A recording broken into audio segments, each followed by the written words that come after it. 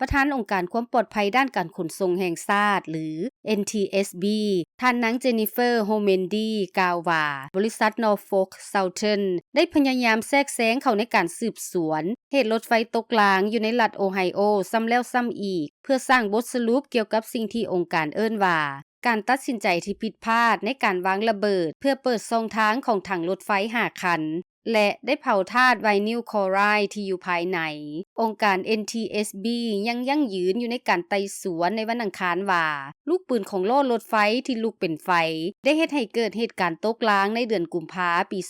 2023ในตัวเมืองปาเลสไตน์ตะวันออกน่าเสียดายที่บางคนได้พยายามลดผ่อนผลกระทบในวงกว้างของการตกรางนี้โดยซี้ให้เห็นถึงความจริงที่ว่าบ่มีผู้เสียชีวิตหรือได้รับบาดเจ็บสำหรับเรื่องนี้พวกเขารู้สึกขอบใจอย่างยิ่งแต่การที่บ่มีผู้เสียชีวิตหรือการบาดเจ็บนั้นบ่ได้หมายความว่าจะมีความปลอดภัย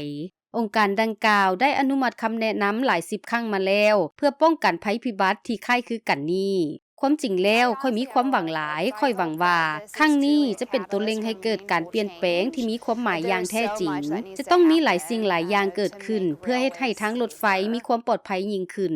บรรดาเจ้าหน้าที่สืบสวนกล่าวว่าห้องการทางรถไฟและผู้รับเหมาของพวกเขาเจ้าบ่สนใจต่อข้อมูลเกี่ยวกับรถไฟบรรทุกสินค้าและบ่สามารถนำเสนอข้อมูลอย่างถูกต้องต่อผู้มีอำนาจตัดสินใจ